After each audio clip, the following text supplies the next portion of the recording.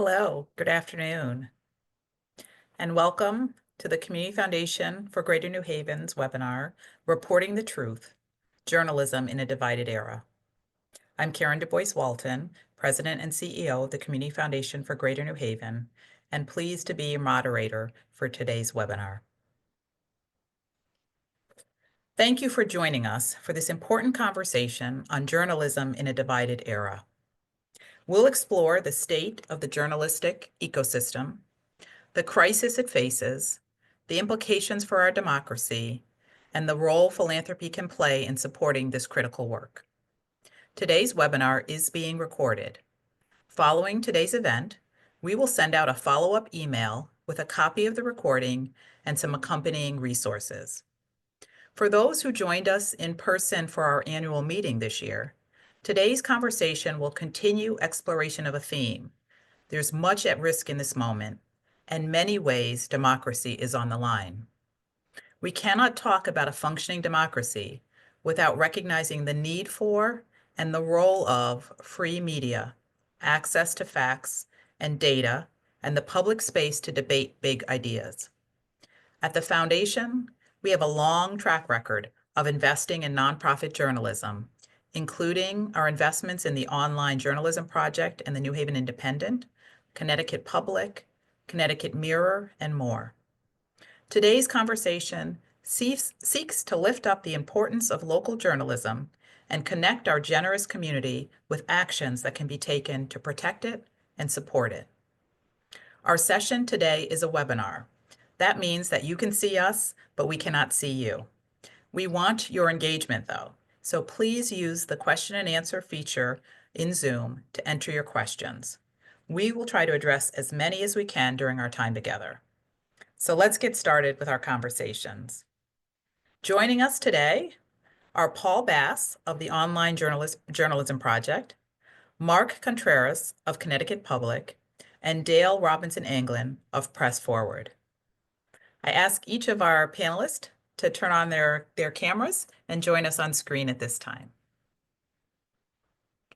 Welcome. So excited to have this conversation. And for me, it's kind of fun to switch roles and turn the tables and ask those who are so used to being the ones posing the questions. I'm excited to be able to ask you all some questions today. So thank you for joining us. And I'll begin by asking each of you to introduce yourselves to our audience. And in that introduction, share with us a story or an experience that illustrates why you care so deeply about the future of journalism. And I'm going to get us started by inviting in Dale.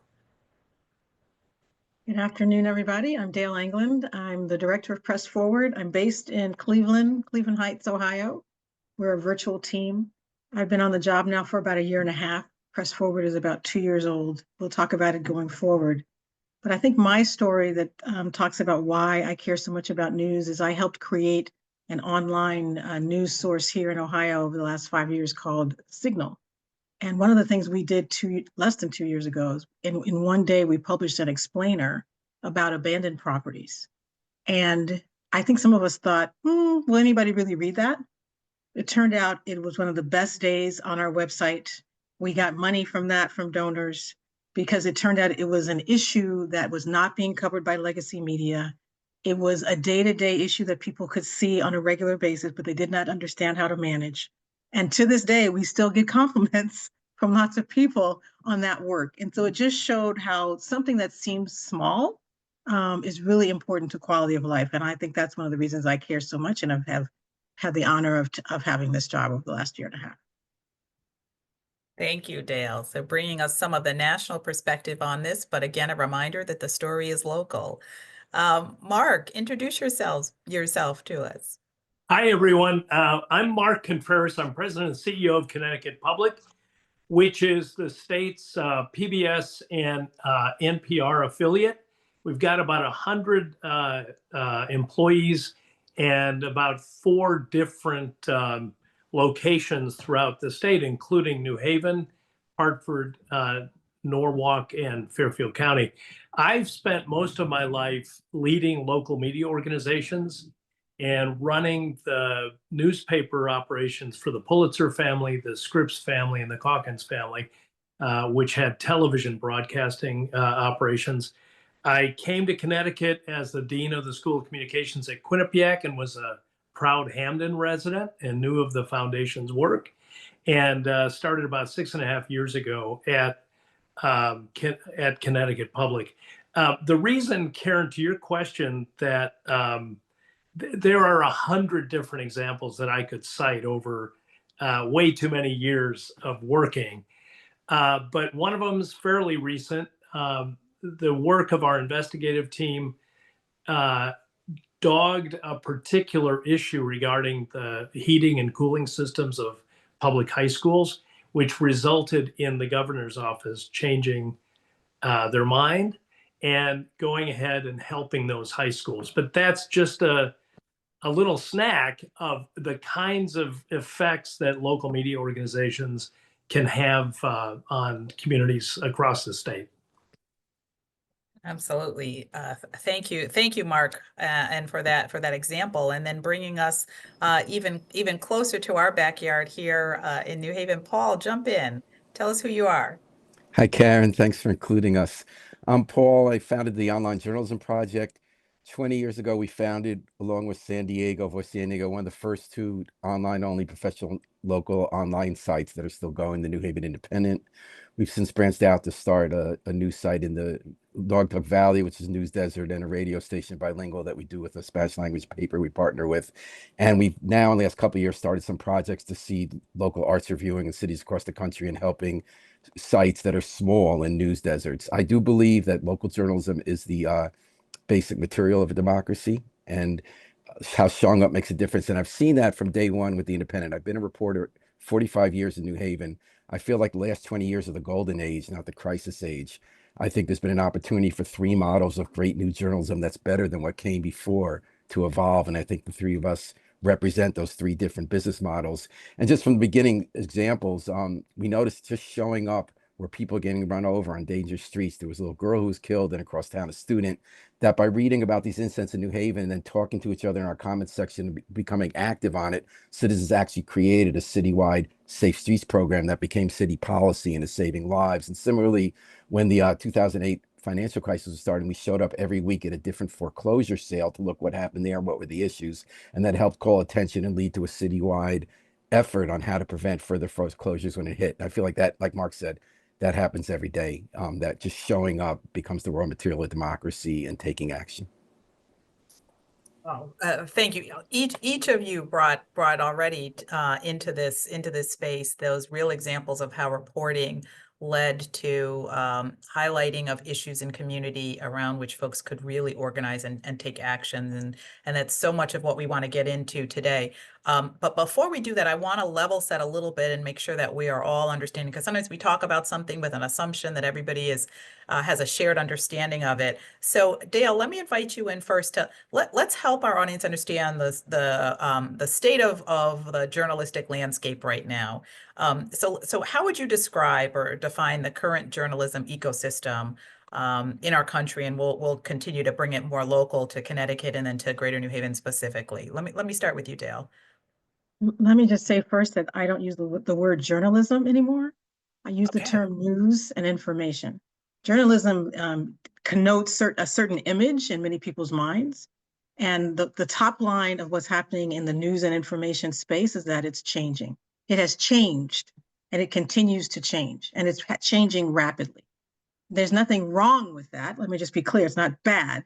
It's not all bad. It's just changing. And so we've lost a number of traditional reporters. We've lost legacy newspapers. But in the meantime, newer outlets have popped up, many of them, by the way. Digital, print, focusing on a particular issue. So the bottom line is that the industry itself, for lots of reasons, not just social media, not just that ad revenue went away. There's a lot of things that happened over the last 20, 25 years to get us to this point.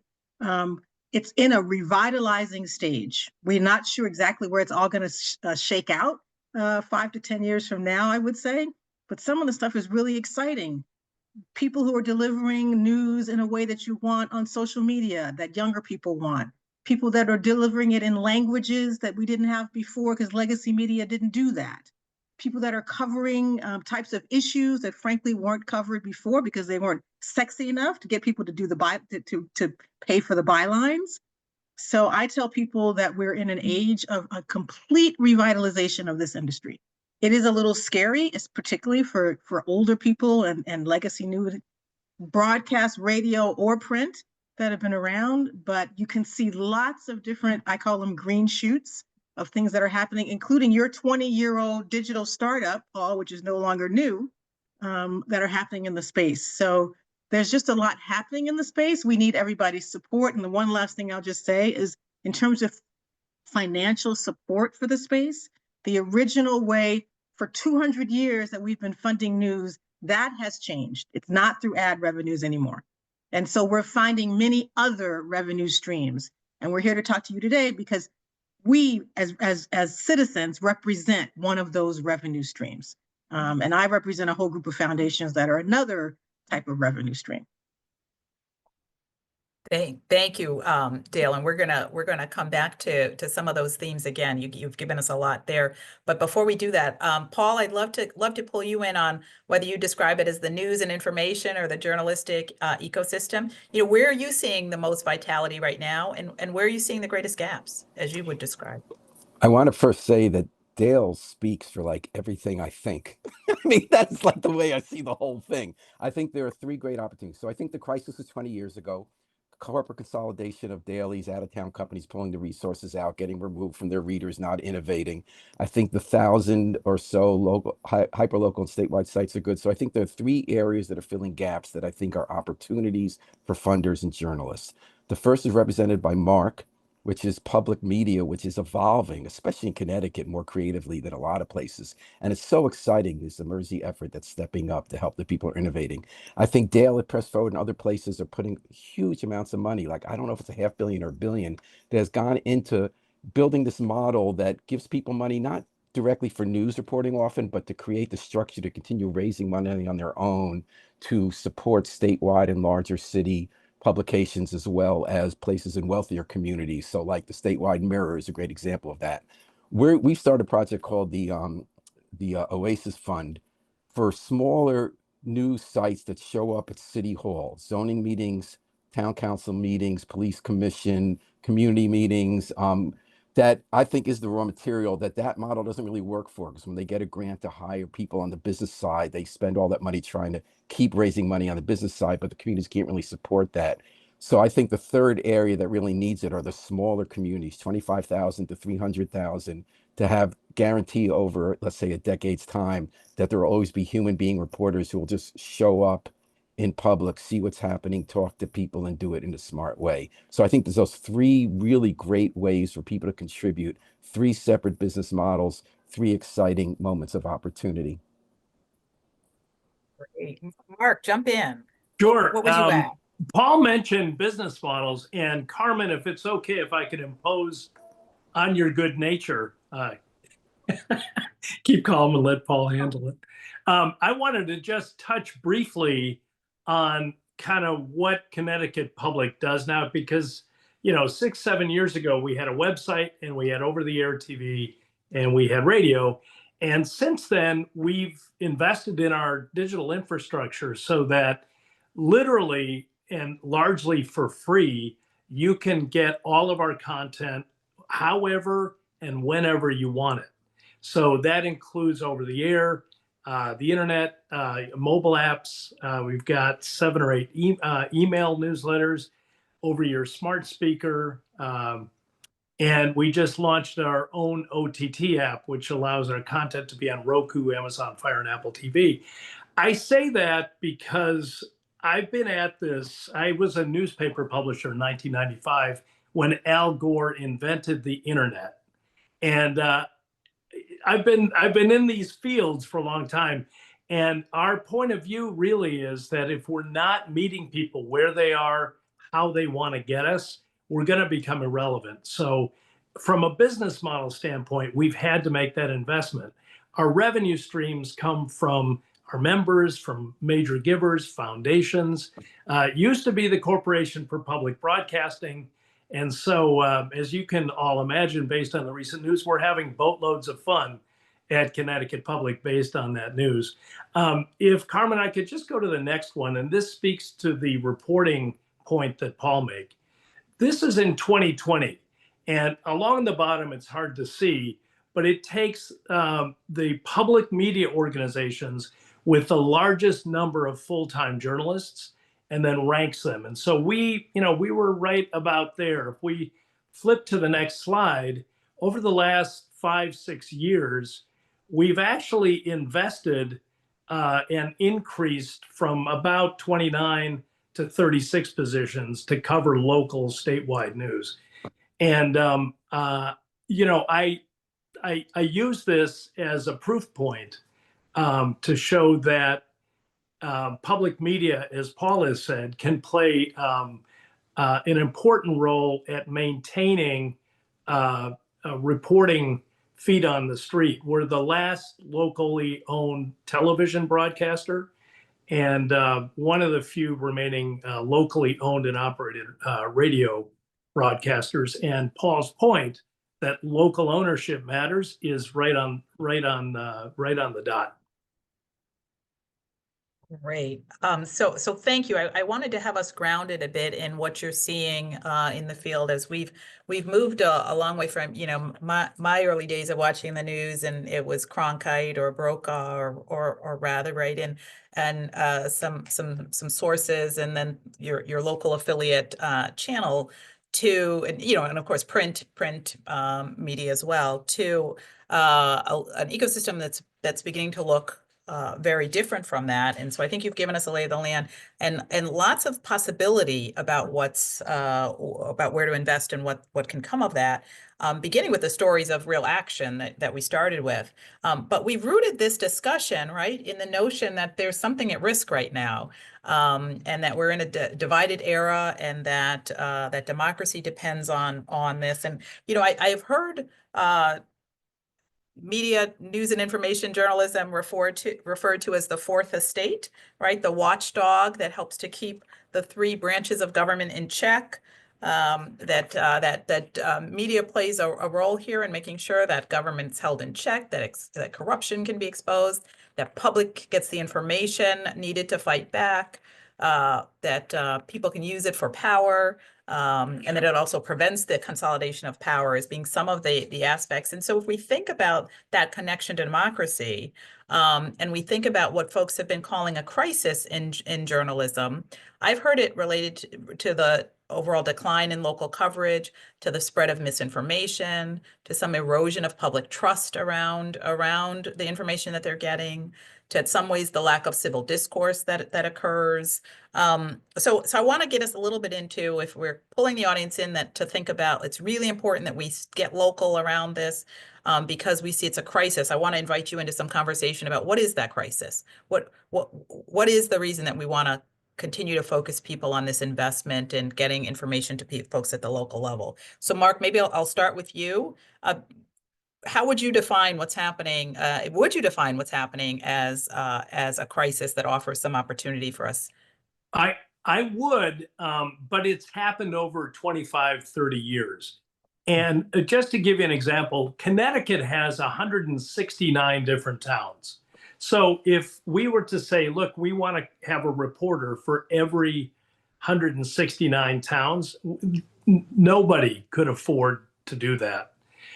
What we've started to do is we have an investigative team, and we've started to use AI not to do reporting, but to sift through thousands of pages in an average month of town hall meetings, tax authority meetings, development meetings, to help us tease out themes, and then we can put a reporter onto it. So we view our role as trying to get to those 169 towns, but the technology that's emerging might be a help to us. We will never, ever, ever publish something that doesn't get written from beginning to end by a human being, just to be clear. But there are tools emerging that I think can help us fulfill our duty to be a watchdog. 169 towns spend money. Taxpayers' money is still going out. And we talked about this last time. National news has diminished the role of local news, but the reality is there's a lot of activity happening locally, and we think that there's a role for local media players to fulfill their missions by serving them well. Paula, I'm going to bring you in because you already mentioned the corporate consolidation, what's happening at the national level. And Dale mentioned, how we're getting news in so many different sources. I want to bring you into this around how you see the corporate consolidation as a threat to our ability to get information and how that might tie to our democracy and the strength of our democracy. Thank you. And I do agree it's a crisis about truth in the country. I agree with the people that this started 30, 40 years ago, consolidation. I respectfully disagree with Mark. We can have a reporter or two in each of those towns. It's rethinking the model. It used to have a whole bureaucracy and a news organization and printing presses and offices in all these cities. We discovered that you could just have a couple of reporters in smaller communities who are good, and maybe an organization help vets it and has the standards, and that it's necessary, and it's really not up to the regional media. They don't do it right. I agree with Mark that responsible people at regional organizations like Mark's that use AI and double check it will do really good work on big issues, but there's no substitute on the ground. And this is what we lost in the corporate consolidation, not with the internet, with having reporters who show up and see stuff. So I'll give a quick example. They use AI now for regional real estate listings in chains like Hearst, which is one of the better chains. So they'll look, but if you don't live in a community, you don't realize that you can't just take that data. That a lot of, if you're in City Hall checking the sales every day, every week, like we do, you notice that those aren't the real prices, that there are reasons that things are written differently on documents. Or if they say what are the biggest sales, sometimes they're real estate groups, or in our case, slumlord groups that use different limited liability corporations that are selling to each other or downplaying how much property they're accumulating. That's just a long way of saying that showing up face to face with people. You see them on the beat, you see them in the supermarket, you check in the records, you live there and know who's on the block and who's getting affected. There's no substitute for that. We lost that not with the internet, but we lost that with corporate consolidation, the 30% profit margins that led companies to eviscerate local newsrooms in the 80s and 90s, and that is coming back. And the model does exist. It's one of three very important models for funding journalism. But my experience, and we're testing this out now in 5 other communities in the country, my experience is that you can afford to have a couple of reporters in every community show up. And just quickly, what I'll say, the reason I started thinking about this in 2019, I was on a panel of the New York State Bar Association at Columbia with Press Forward and Knight and ProPublica, and a lawyer stood up there and said, I go around the state of New York, and you guys are great what you do. We need that. That's democracy. But I go to Troy, I go to Fishkill, and there used to be someone who showed up at City Hall and doesn't.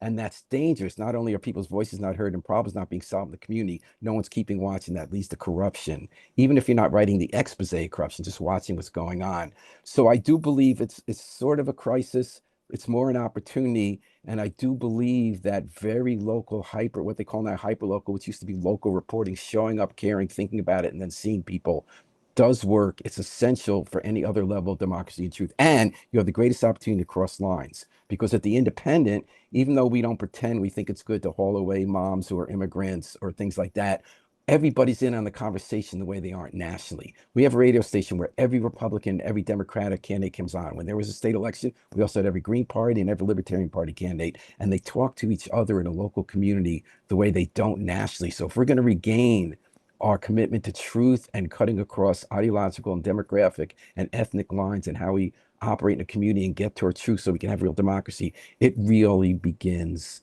at the very local level with that local reporting in person.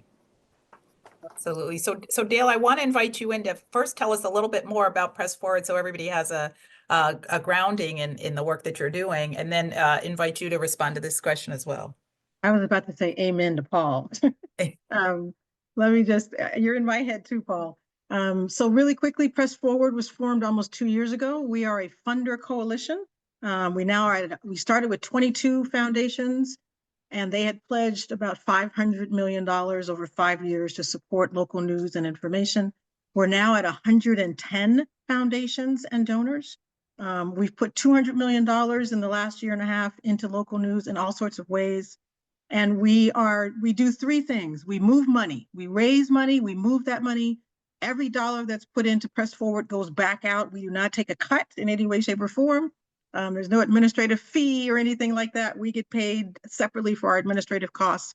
And we try to move that money, though, in a way that is more coordinated. Because it turns out while we're trying to manage this crisis, some people want to fund in California and nobody's funding in Nevada. Or some people are funding this language and no one is funding in Alaska, right? And the funders don't talk to each other. So our job is to figure out a way to get those, bring more funders into the space. Frankly, most funders in the past did not fund news or information. They didn't have to. You always had money from ads, from ad revenues. You didn't need philanthropy. Now we need philanthropy, but philanthropy is sometimes slow to react. So our job is to recruit more people into the space. 70% of our funders have given more to philanthropy, more to news in the last year and a half than they ever have. Many of them had never funded news before, but they don't always know how to do it. They're not used to judging outlets. They didn't have them come to them. And so we spend a lot of time training those foundations on how do you judge 3 outlets that come to you? What questions should you ask to decide if you're going to support them, right? One of those questions, by the way, is what Paul talked about, which is ownership.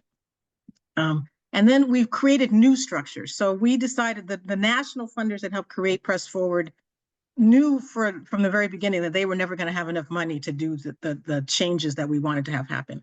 And so we created chapters. So we've got 41 chapters in 30 states, and they are led by mostly community or place-based foundations. And they are creating new structures in states to basically spend a lot of time, hopefully permanently, looking at local news and what do we want it to look like in our region?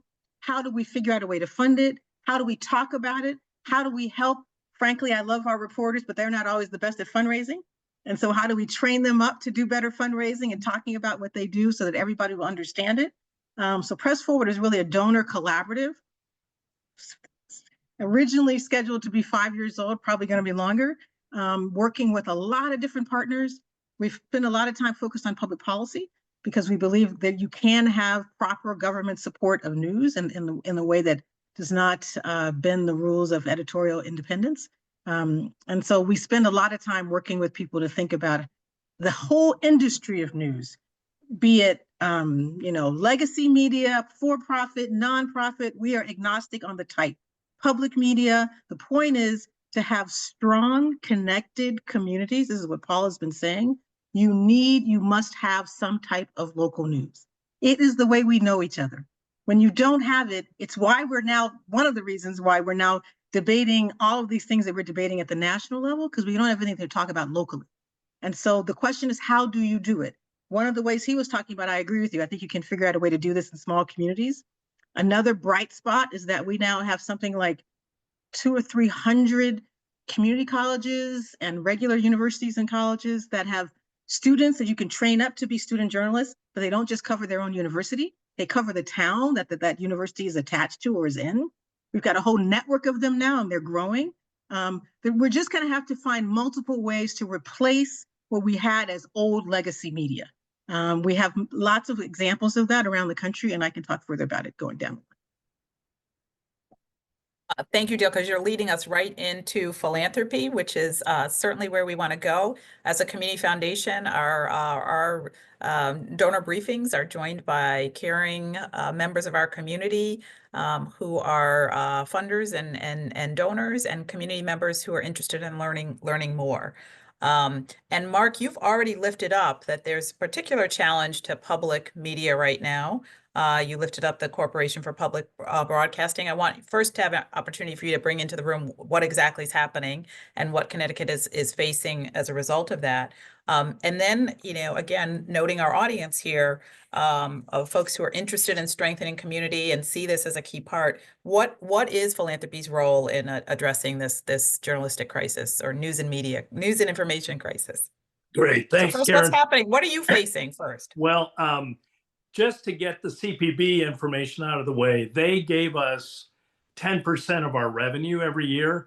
And as of October, that will be gone. So as you can imagine, we're having several religious discussions about how to overcome that. I'm very confident we will be able to overcome it.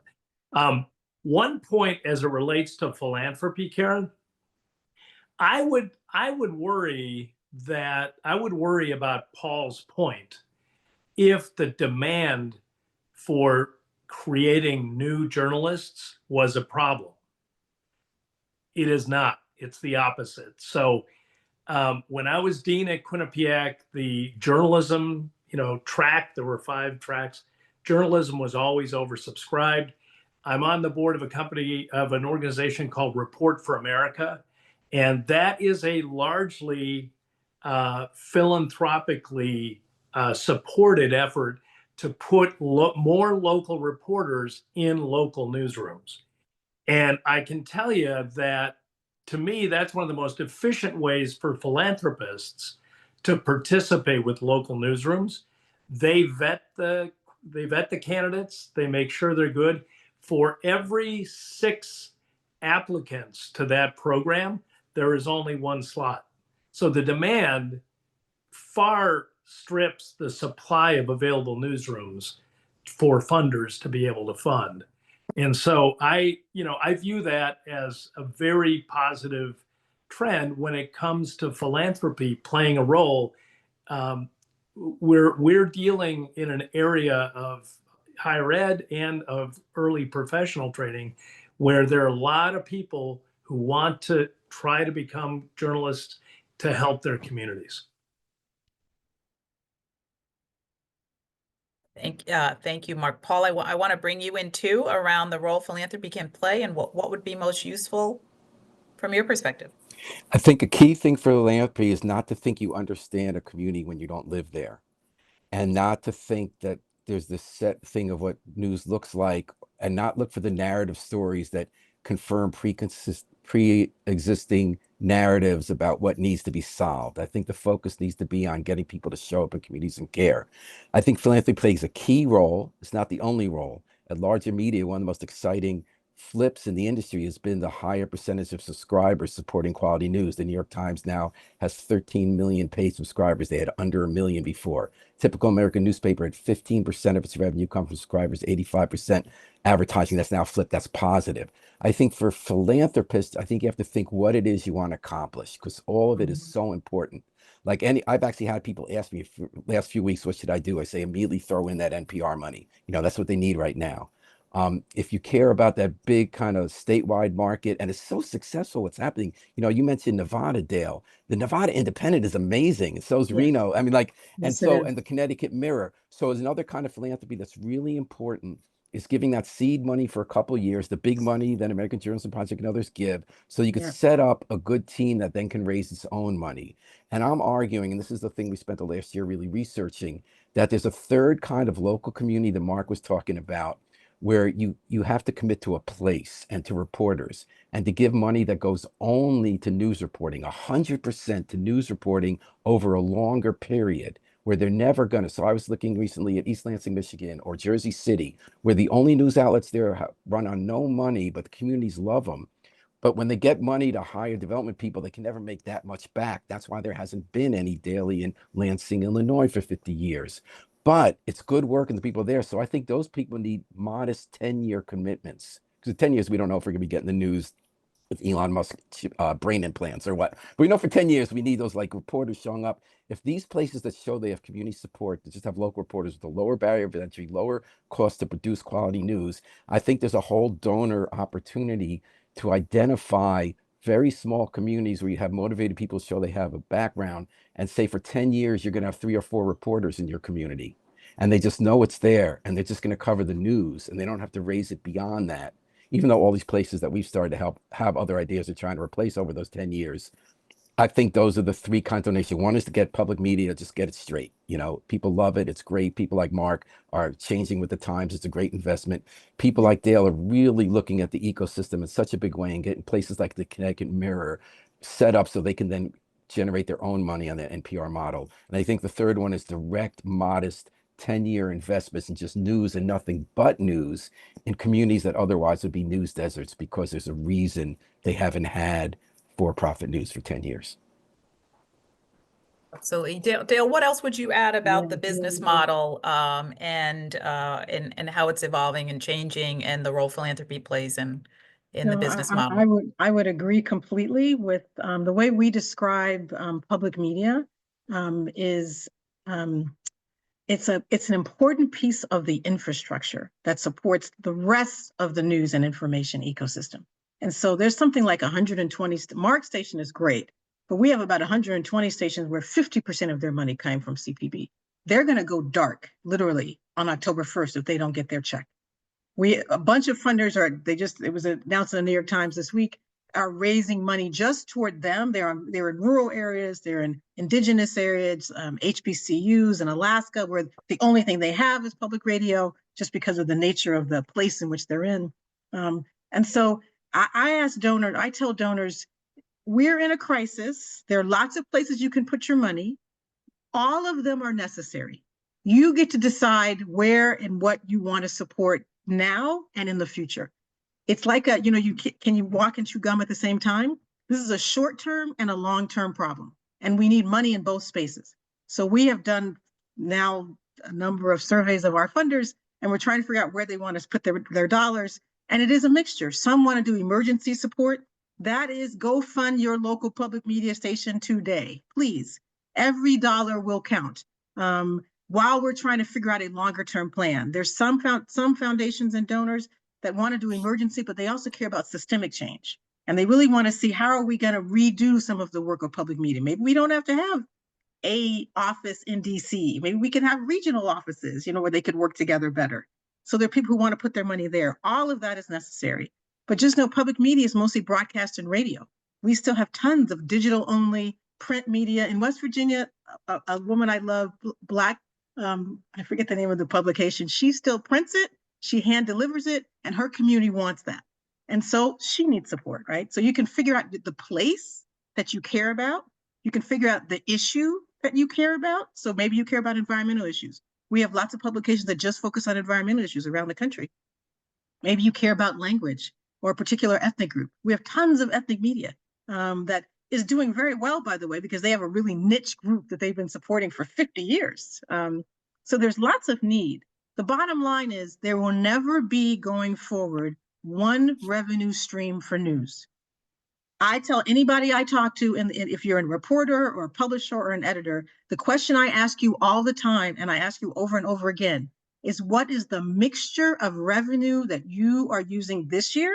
What's your aim for next year? What do you need help on?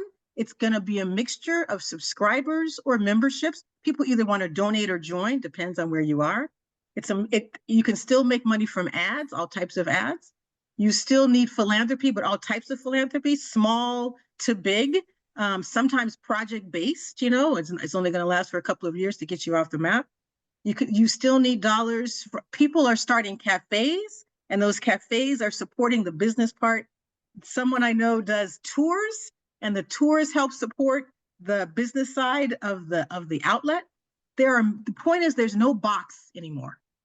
And the more creative you get, the better it is. And so I would ask those questions if you're a donor of an outlet. How are you thinking about your revenue streams over the next 5 years? What are the things, what's the runway that we can give you so that you can get 20% here, 20% here, 20% here. So frankly, if one revenue stream goes dark, you're not just reliant on that. Those are the questions donors need to be asking any type of outlet, whether you're digital, print, broadcast, media. These days, there's nothing wrong with that. That's frankly how nonprofits have worked for years. It's just now how news works. Absolutely. Thank you, Dale. You've all lifted up so much. We hear a lot about young people and young people getting their news from sources that are not the ones you've listed so much and that we've talked about so much on here, but are more peer-to-peer influencer, TikTok. One, I'm curious as to whether that's whether you see that is in fact what's happening, and how does that fit into this landscape or this ecosystem? Anyone can grab that. I'm happy to jump in very quickly. We have a team dedicated to social media. In fact, if you follow us on Instagram or Facebook or TikTok or whatever, in getting to people where they are, how they want to get us, we have to be there. And that is a good chunk of young people, because we realize the behavior is they're not going to sit in front of their TV at 7 o'clock and watch the PBS NewsHour. What we do once we do a story or air a story, we then chunk it up into pieces with visuals that can have a place in our Instagram feed, in our X feed, in our Facebook feed. And we measure everything we do. And on an aggregate basis, our audiences, because of that strategy, are growing. They're not growing double digits, but they're growing, which is to us kind of the definition of success. Hope that helps, Karen. Absolutely. Could I answer that in two parts? Please. So on one level, there's no question that there are a million different ways people are getting. Influencers is a big thing now. You notice at the conventions, Democratic National Presidential Nominating Conventions, the influencers have their own room and they reach a lot more people. You chop up, so late night TV like Colbert or any kind of news show, it's that clip that's 30 seconds you put on Instagram. So on the one hand, you got to do all those different methods. But I would actually argue we found our audience does skew younger, even though we have everybody, partly because we have some young reporters who meet people. But I actually think it's still that promise of the internet that if you have something that people want to read and you put it with a minimum of SEO, a minimum of ability on different platforms, and then you set up the different platforms like different paper boys in the old days. In the old days, you had the news, you had paper boys knocking every door. Now you're going to have an Instagram channel, you might have an influencer thing, you might have people who share it on their own stuff. But it's kind of interesting because you can't, I think, have a strategy that has a specific idea. It's going to be newsletters, it's going to be SEO, it's going to be Instagram, because the platforms change so fast and we're moving away from search. Search is going to be like AOL dial-up with AI, because we're moving from search to answer, which I'm not worried about the way everybody else is. It's not going to drive the traffic to our news sources the way they used to, because they're going to summarize it with AI. But it's actually an opportunity to meet our readers more directly in a way that doesn't put metrics in large numbers that don't really engage with you over ways to find new ways to engage people. So my answer is it still begins and ends with showing up and caring in person in your communities, and then doing a good job reporting something and listening to people and include them in the conversation. And then just like you used to have someone hire circulation department hired, 1,000 kids to go deliver the newspaper. Now you're going to make sure you're on every platform and that you have some stuff repackaged for social media, though I think that's going to decline too. Whatever, if it's going to be the Elon Musk brain implants, whatever it is that people are going to get this stuff on, I still think for donors and for reporters, it's still going to begin and end. It's showing up, caring, paying attention, and then doing a good job presenting the story in a way that other people can be involved in. I agree. And I would just, let me just add that, if sometimes I ask the people that work with us, what problem are we trying to solve? Are we trying to save the journalism industry the way we knew it for the last 100 years? And my answer is no. What we need to get people more connected is better information and people talking to each other across all types of differences. You can do that in many different ways. News and information is one of the ways. In fact, you are seeing some news, particularly newer and some just revised outlets, figuring out that they are one of the last trusted places that people get information from, where it's the same information, right? Because we get information when we're in our bubbles. And so they are hosting more events. They are, like I said, someone has a coffee shop. They are finding all sorts of ways to chunk their information so it goes on lots of different platforms so people can figure it out.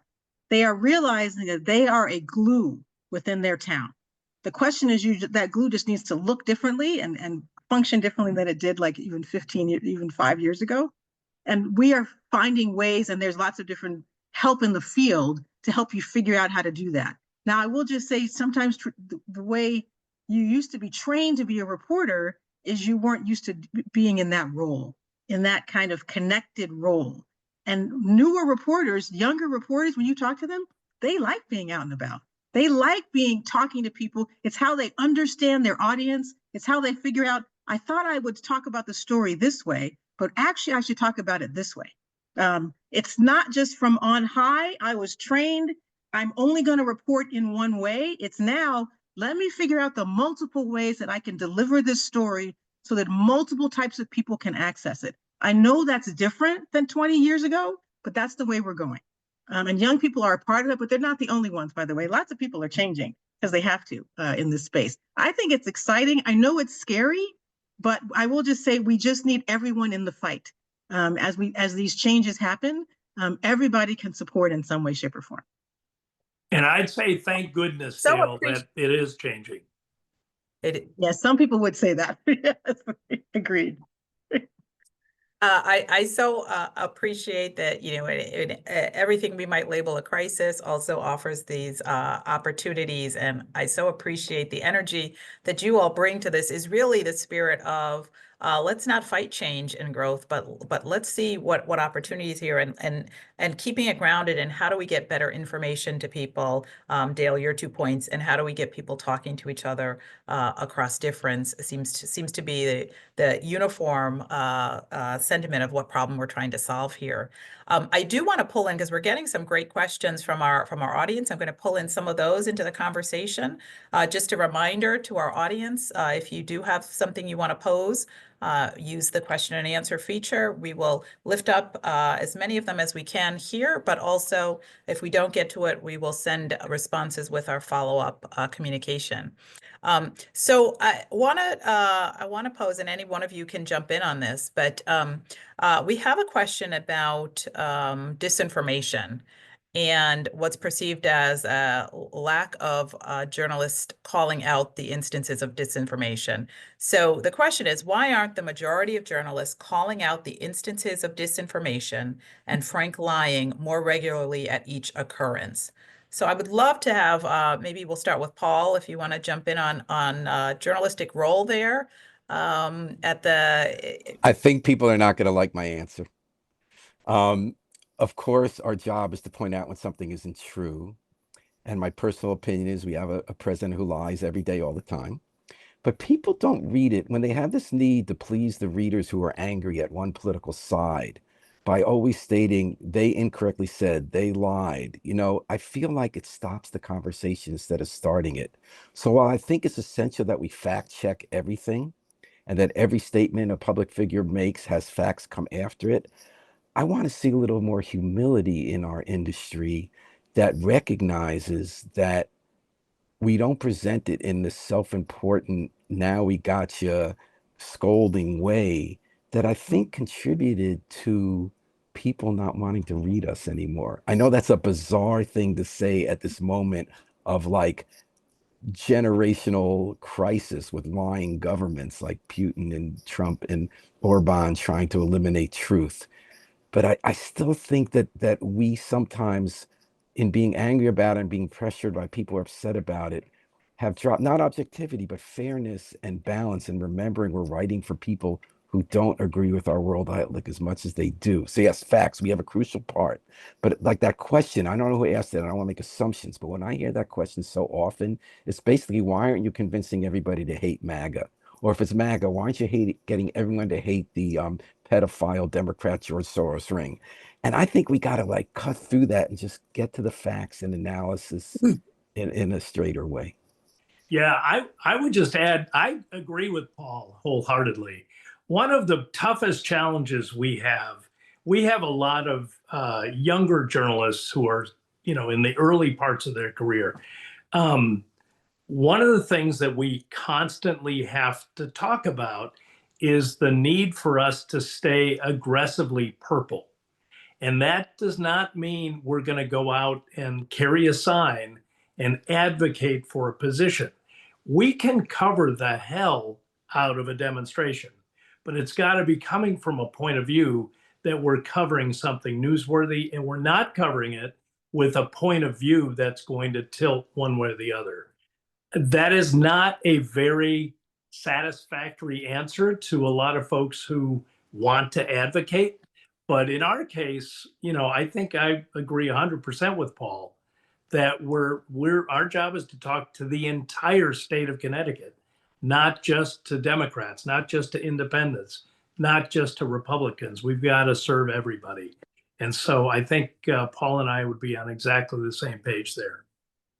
Dale, any thoughts on covering public officials who are outrightly misrepresenting fact? I would just say I often make a distinction, and you should too, between national news and local news.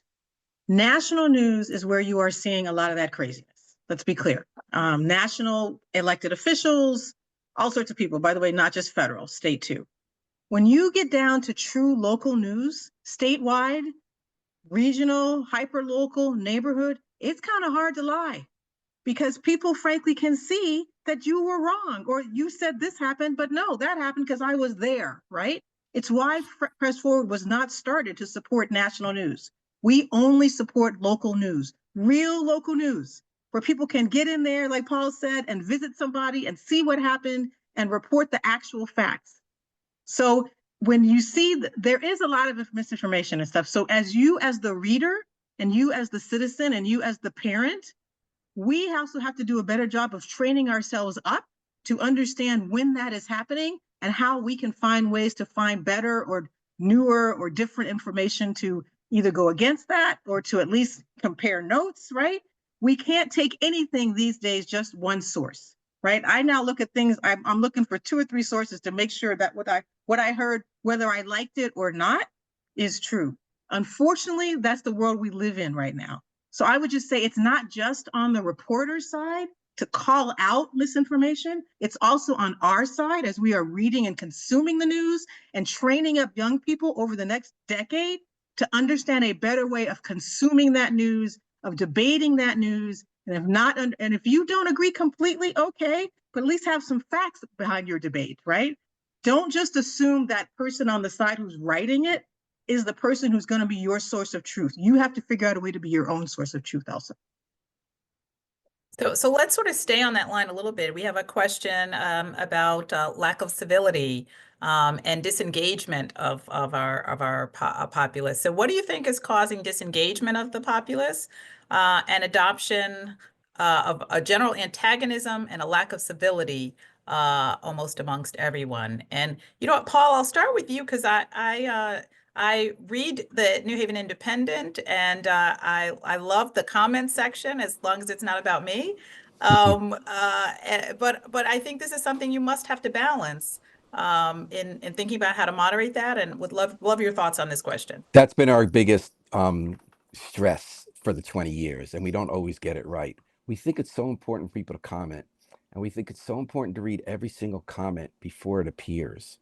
So we've made mistakes and let things in that slander people. So we have very strict rules. I felt like what I had to do after 5 years when some bad stuff was getting through, is you got to embrace your inner China censor. I was so worried that I would deny comments based on my not agreeing with them, that I let too much in that personally insulted people or stated facts that weren't supported. So I think it's hard to always get it right. And it's interesting because you're probably the one public official who, when you had your old job, that everybody loved. But most people, do have mean things said about them. It's a hard part of public life. I think partly the dynamics and the metrics of the internet have created this atmosphere where being the harshest and the meanest sells the most. But on a local level, I think it's about moderation. One of the most evil things that happened when local news started online was that corporate lawyers were telling the chains that as long as you let every comment in under Section 30, you're not the publisher, you're just the moderator, so nobody could sue you. So we noticed early on that the major TV and news outlets were letting horribly racist, vicious, untrue things in about people. Whereas even though we didn't have any budget, we read every comment. And then, Section 230 needs to be repealed, and that's another discussion. That's another basis of it, because you are a publisher. So right now we have a situation where the biggest publishers of information in the world, like Facebook, like Twitter, they make the most money having people publish libelous, slanderous, what used to be called letters to the editor, and now public. And because they're not considered publishers, they're allowed to do that. I think we need to empower those horrible, fee-thirsty lawyers to go after everything that's published that's slanderous for libel, and consider all the online platforms as publishers, and that we need to be responsible for everything we publish, and we need to pay penalties if we pollute the public square with toxic, noxious, mean stuff. But we also have to allow a free-flowing range of all views. It's tough to get right. There's no alternative to it. It does start local. Nationally, we need the people like Dale to get Section 230 repealed. And locally, I think we have to have people like us just stay up later than we wanted to, arguing with people who have strong points of views about why we can or can't allow them to say certain things, and be willing to make mistakes about it, but to take moderation seriously. Yeah, Karen, Mark, let me put you in on the disengaged community side of it. As a community foundation, we see our role here as building stronger community. We see local media as a part of that. So I'd love your reflections on disengagement of community and whatever else you want to comment on. Go ahead. Mark? Oh, sure. Our version of this is we have 6 different radio shows that are live, and most of those allow call-ins. And so that's our version of letting people in to kind of express their thoughts. We realized this 5, 6 years ago. We started something that Lucy Nalpathanchel now leads, called the Civility Initiative. It's a way of getting red and blue folks together in a forum to have a debate or discussion on a topic.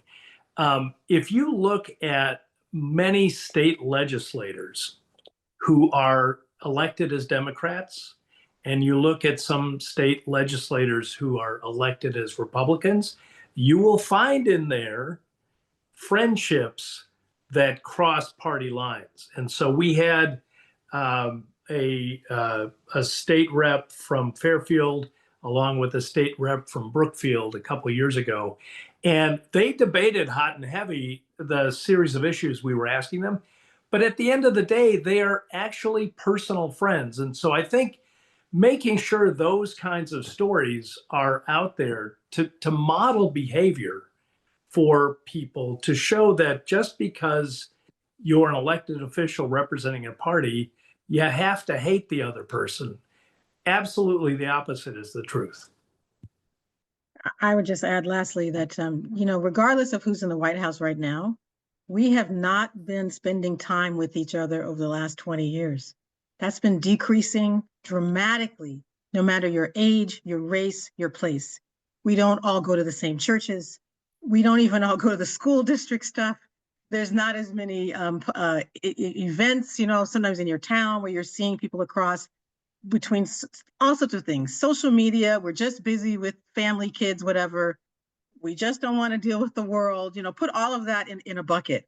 In general, we are spending less time in person. That's the whole bowling alone. That's the reason in England why they have a minister of loneliness. That's happening all around, particularly in the US and first world countries. If we don't figure out a way to recreate when someone said public square, we don't have them anymore. There's no one place or 2 or 3 places where everybody goes on your own block.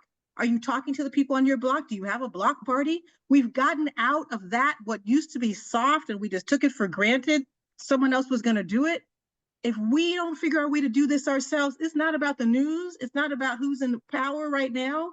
We have to figure out a way to say we want to be in person with people more than what we currently do. Don't blame other people, blame ourselves. And I'll blame myself. We have a block party. No one wants to take it over. Someone's been running it for 10 years. Who's going to do that? Right? For all sorts of reasons. I'm not blaming people. I'm just saying it's kind of natural. It's not natural. This problem has been occurring for a long time. It's not just about the person in power today. And so we've got to figure out another way to rebuild that public square. And that's another place you could put your money. There's a whole bunch of things happening around the country with experiments about how you rebuild public square. Different nonprofits, different governments are figuring out ways to do that. That's another place for you to support. Yeah, I would just jump in really quickly to say in next 2026, we hope to open up our first floor as a remodeled public square, right? With help from the state. Yes. We currently lease space to a number of nonprofits, including the Connecticut Mirror, with whom we share a reporter. So we're trying to build that kind of a public square, Dale. Yep. I completely agree with you that it's an opportunity that isn't apparent today, but it is. Those kinds of activities are good opportunities for funders who do want to Yes. help rebuild public squares. We want to rebuild our democracy. You need all of that. You need the news, you need better news, you need a better public square, you need all of that to knit together a democracy that we would like going forward. It's not one or the other. I love the, In these, we have more to cover than we can possibly do in our 60 minutes. This has been so rich. I know you had something else to say, and I'm going to give you a chance to say it, because our close for today, along with a huge thank you, is to ask each of you in one sentence, what gives you hope about future in journalism, the future of news and information in a divided era? Dale, one sentence. What's giving you hope? What's giving me hope is so many people are now supporting news that financially, who did not support it before. Subscribers, individual donors, foundations, we see the need for this. And so I think this is the beginning of a revitalization in a way that we've not seen before. And we're hoping that we can continue to support going forward. Thank you. Mark, hope, one thing. Two really quick things. The interest of funders in helping local news. And secondly, the continued interest in this new generation of people who want to be journalists and want to serve their communities. Yeah. I get my big hope every day from the Gen Z reporters I get to work with. They're so exciting. They have great ethics, morals. They want to learn. They care about people, making the world better. I come home every night and just tell my wife all night all the cool things they told me I never thought of. And I feel so great that the world's going to be in their hands. I want to thank each of the three of you and everyone who's joined us today. You all are giving me hope, such inspiration in the work that you're doing. It's been wonderful. Thank you for the rich engagement in our Q&A and our chat. I know I did not get to everybody's question. The power of our follow-up will be to continue this conversation. We will share more information, be responsive to what you've asked, and look forward to continuing this conversation with you in the public square. So again, thank you for joining us, and we look forward to being together again soon. Karen, thanks for doing this. We Thank you really very appreciate much. it.